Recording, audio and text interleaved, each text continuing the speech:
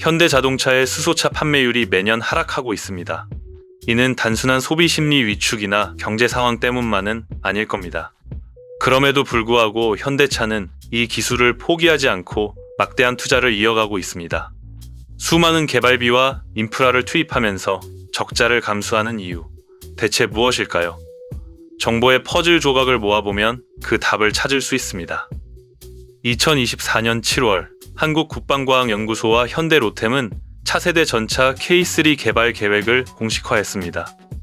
K3는 2030년대 초반 실전 배치를 목표로 하고 있으며 미래 전장의 요구에 맞춰 화력, 방호력, 기동력, 첨단 전투체계 등 최첨단 기술을 접목한 미래형 전차를 개발 중입니다. 무인 포탑 체계를 적용해 사거리 5km에 달하는 130mm 활강포와 고에너지 관통탄이 적용될 가능성이 논의되고 있습니다. 신형 복합 소재 장갑을 적용해 다중 대역 스텔스 기능이 포함된 세라민 스텔스 반응 장갑을 채택하고 한국형 APS와 RCWS가 결합된 복합 능동형 방어 체계 및 지대공 미사일 발사 체계를 갖출 예정입니다. AI 기반 데이터 링크 체계의 작전 운용을 통해 최첨단 전투 체계가 도입되며 이처럼 최첨단 소재와 기술을 적용해 기존 전차의 전술 수행 능력을 대폭 확장하는 전술 무기로 거듭나고 있습니다. 또한 신소재가 적용된 고무 궤도를 통해 작전 환경을 개선하고 기동성을 높이며 세계 최초로 수소 연료 기반의 엔진을 적용하는 점도 주목됩니다.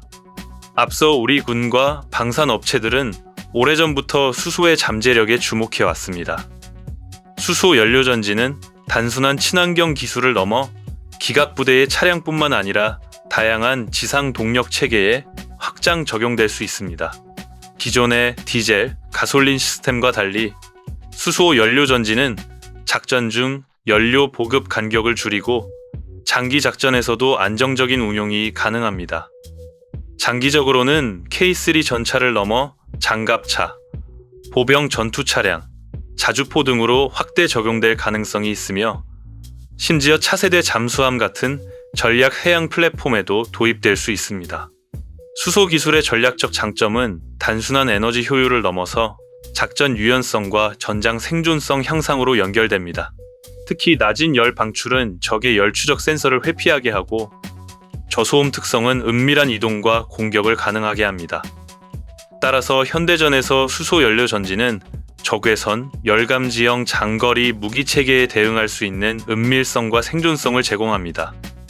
결국 적군에 노출될 위험을 최소화하면서 정찰, 기습, 방어 등 다양한 전술적 운용이 가능해집니다. 수소 연료 전지는 미래 전장의 핵심 동력원으로 자리잡을 잠재력이 있으며 K3 전차는 그 첫 번째 실증 사례로 평가될 수 있습니다. 그렇다면 왜 지금 시점에서 K3 전차의 수소 연료 기반 엔진 도입을 공식화했을까요? 현대로템과 현대자동차 그룹은 기술을 단순히 승용차나 군용 모델에만 한정하지 않고 상업용 화물차, 대형 트럭, 민간용 트램 등 다양한 플랫폼에 확대 적용하고 있습니다. 이는 단순히 신기술을 보여주는 수준을 넘어 국가 에너지 정책과 산업 생태계 전반을 바꾸는 전략적 시도로 볼 수 있습니다. 이에 발맞춰 최근 정부의 에너지 정책에서 수소 에너지를 주요 국책 과제로 지정하였으며 이미 세계적인 기술 선도를 진행하고 있습니다. 수소 연료 기반 동력 체계를 민간과 산업 전반에 적용함으로써 에너지 효율성을 높이고 탄소 배출을 줄이는 동시에 수소 인프라를 확장하고 운용 데이터를 축적할 수 있습니다. 그리고 그 과정을 통해 기술 보편화와 실증적 데이터, 기술의 고도화를 이끌어내어 세계의 기술 표준화를 선점할 수 있습니다. 그만큼 수소 에너지의 민간, 산업적 적용은 경제적 파급력 또한 무시할 수 없습니다. K3 전차의 수소 연료 기반 엔진 도입 공표는 군사적 목표와 산업적 목표 두 가지를 동시에 달성하기 위한 포석입니다. 막대한 개발 비용과 시간 투입에도 불구하고 수소 프로젝트를 지속하는 이유는 실용적 기술 단계에 도달했음을 보여주는 전략적 선언이기도 합니다. 이미 주요 선진국은 핵에너지를 대체할 주요 에너지원으로 수소 에너지를 개발하고 있으며 기술 선도 국가로서의 경쟁이 가속화되고 있습니다. 하지만 아직 많은 사람들이 수소 기술에 대해 의문을 갖고 있습니다. 그렇다면 수소 에너지의 기술적 개념과 안정성을 구체적으로 살펴볼 필요가 있습니다. 우선 현재 상용화된 수소 에너지 시스템은 주로 천연가스를 개질해 수소를 추출합니다. 그리고 압축된 수소는 연료 전지 내의 촉매를 통해 산소와 결합하면서 전기가 발생됩니다. 이 과정에서 발생하는 부산물은 물뿐으로 기존 내연기관 대비 환경오염이 거의 없다는 점이 가장 큰 장점입니다. 또한 천연가스에서 수소를 추출하는 것 외에 친환경 에너지로 물을 전기 분해해 수소를 얻는 방식, 쓰레기 매립장이나 하수 처리장의 슬러지 등 유기성 폐기물에서 수소를 추출하는 방식 등도 이미 기술 개발이 진행되어 실용화되었습니다. 현대차 그룹은 이 기술을 지난 20여 년 동안 연구 개발해 왔으며 이미 엑시언트 수소 전기 트럭과 친환경 도시 트램에 상용화했습니다. 이를 통해 민간 시장에서 충분한 기술적 안정성과 성능 검증을 확보했으며 실질적인 운용 데이터를 축적하고 있습니다. 특히 트램과 대형 트럭에서의 경험은 대규모 동력 시스템의 안정성과 장시간 운행 신뢰성 측면에서 군용 전차 적용에도 긍정적인 신호로 해석할 수 있습니다. 결론적으로 수소 에너지 기술은 단순히 환경 친화적이거나 민간용에 국한된 기술이 아닙니다. 장기적 신뢰성과 전장 적합성을 동시에 확보할 수 있는 동력원으로서 차세대 군사, 민간 시스템 모두에 적용 가능한 잠재력을 갖추고 있습니다. 그렇다면 막대한 내구성과 안정성을 요구하는 군수용 엔진에 지금의 수소 기술이 적용 가능한가에 대한 의문이 생깁니다. 실제 현행 엑시언트 수소 전기 트럭을 살펴보면 수소 연료 전지를 통한 전기 모터 구동 방식으로 동력을 전달하며 출력은 480마력 수준에 불과합니다. 이는 K3 전차에 필요한 1500마력급 엔진과 비교하면 상당히 낮은 수치로 단순히 민간 기술을 그대로 적용하기에는 큰 격차가 존재합니다. 이 격차를 메우기 위해 HD 현대 인프라코어는 2022년부터 수소 내연기관 개발에 착수했습니다. 이 로드맵에 따르면 2025년 하반기에는 트럭용 수소 엔진을 양산하고 2026년에는 11리터급 발전용 수소 엔진을 생산하며 2027년까지 고출력 수소 엔진을 개발해 대형 트럭과 고출력 특수 장비에 확대 적용할 계획입니다.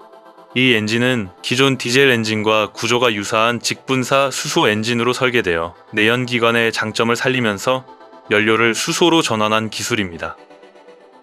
한편 현대자동차는 2025년 1분기 실적 보고에서 고효율 하이브리드 엔진 재도입 계획을 발표했습니다. 이는 글로벌 자동차 업계의 공통된 전략으로 디젤 기반 엔진의 하이브리드 시스템을 접목해 효율성과 경제성을 동시에 높인다는 것입니다. 내용을 종합해보면 현재 개발 중인 군수용 수소 엔진은 1차 목표인 2030년까지 기존 디젤 엔진을 기반으로 수소 연료전지 시스템을 도입한 하이브리드 형태로 개발됩니다. 그리고 최종적으로 2040년에는 완전한 수소 연료전지 기반의 동력 장치를 개발을 목표로 하고 있으며 이에 필요한 기술 개념과 원천 기술은 이미 확보되어 있다고 볼 수 있습니다. 다만 이 과정은 단순한 엔진 개발에 그치지 않고 수소 연료의 저장과 공급 체계, 열 관리 시스템, 장시간 운용 안정성까지 포함한 종합 기술 패키지 개발로 이어져야 한다는 과제를 안고 있습니다. 현재 우리나라의 수소 기술이 완성 단계에 가까워지고 있는 상황에서 국제적 경쟁도 치열하게 전개되고 있습니다. 주요 경쟁국은 독일, 미국, 일본입니다. 독일은 오랜 기간 수소 에너지 기술에 높은 관심을 보여왔습니다. 특히 지멘스의 수소 열차와 라이엔 메탈의 군용 수소 차량 프로젝트를 통해 군수와 민간 양쪽에서 수소 동력 체계를 연구하고 있습니다. 이는 한국의 K3 전차 개발과 유사한 방향성을 가진 프로젝트로 군사적 활용과 민간 상용화를 동시에 고려한 전략적 접근이 특징입니다. 미국은 GM과 플러그 파워를 중심으로 군용 드론과 전술 차량 등 군수용 수소 기술을 적극적으로 연구하고 있습니다. 일본은 도요타 미라이를 중심으로 승용차와 오토바이의 수소 엔진 보급 확대에 주력하면서 동시에 군용 수소 파워팩 연구를 병행하고 있습니다. 이러한 경쟁 환경에서 주목할 점은 기술 선점이 곧 글로벌 표준화를 통해 기술 산업 패권으로 연결된다는 사실입니다. 과거 2차 세계대전 당시 독일이 잠수함과 미사일 원천 기술을 개발하며 군사적 우위를 확보한 사례나 미국이 항공 우주 기술을 기반으로 글로벌 기술 패권을 장악한 사례에서 볼 수 있듯이 초기 기술 확보와 상용화 속도는 국가 경쟁력과 직결됩니다. 따라서 한국의 K3 전차 수소 엔진 개발은 단순한 군수 기술 확보를 넘어 글로벌 수소 기술 경쟁에서 한국이 선도적 위치를 점할 수 있는 전략적 기회로 평가할 수 있습니다. 한국은 민간과 군수 기술을 연계하며 단계적 로드맵과 선행 기술 적용 전략을 통해 경쟁국 대비 기술 안전성과 효율성, 출력 확보 등에서 우위를 확보할 수 있는 가능성을 갖추고 있습니다. 언제나 기술을 선도하고 표준이 되는 것은 불확실성에 가두어진 미래입니다. 한국은 각종 기술 제한과 핵심 기술 유출 방지를 내세운 패권 국가들로부터 무리한 요구를 받아오고 있습니다.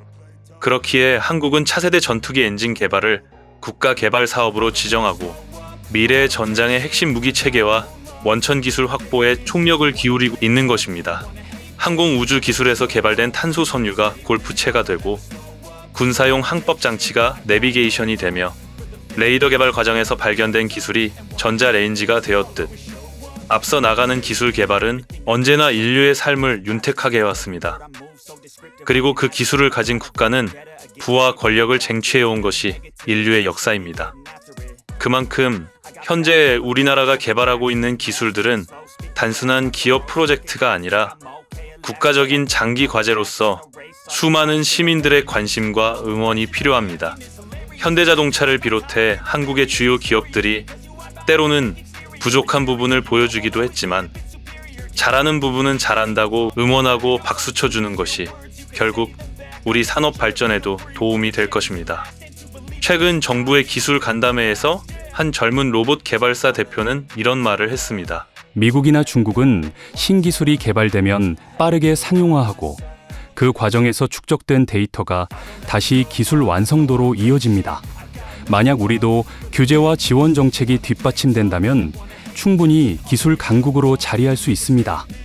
결국 새로운 패러다임을 여는 기술 개발은 국가적 지원과 국민적 관심이 함께할 때 비로소 힘을 발휘합니다. 이런 흐름 속에서 우리가 기업과 국가의 기술 개발을 어떤 방식으로 응원하고 지지해야 한다고 보시나요? 좋은 아이디어나 의견 있으시다면 댓글에 남겨 여러분의 의견을 공유해 주세요. 분명 차세대 전차로 시작한 컨텐츠였습니다. 그리고 내용을 정리하는 과정에서 방위산업만큼 여러분께 소개해드리고 싶었던 내용이 에너지 관련 산업이었습니다. 갈수록 환경 규제는 심해질 것이고 그들이 오랜 시간 파괴했던 자연을 다 같이 복구하자고 하고 있습니다. 이 세상 혼자 사는 것도 아니기에 우리는 우리의 방식으로 앞으로의 문제를 해결해 나갈 수 있습니다. 우리만 몰랐지 세계는 이미 한국을 선진국으로 보고 있습니다. 진짜 우리만 아니라고 하고 있습니다. 나를 알고 적을 알면 백전백승. 긴 영상 시청해 주셔서 감사합니다. 구독과 좋아요는 의리 되시겠습니다. 다음 영상은 아기다리고 고기다려온 K9 이대로 괜찮은가로 찾아뵙겠습니다. 끝.